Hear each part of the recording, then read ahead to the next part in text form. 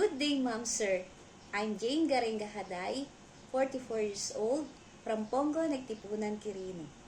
I have 2 children. My eldest is 15 years old and my youngest is 11 years old. My husband is a farmer. My father is a driver. My mother is a housewife. I'm the eldest in the family. I have 1 brother and 1 sister. I'm a college graduate.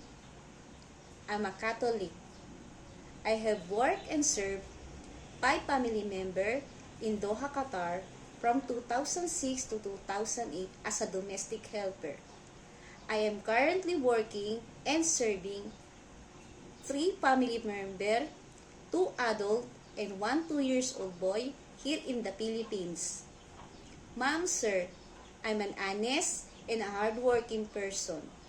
Please give me the opportunity to work with your family. Thank you and have a good day.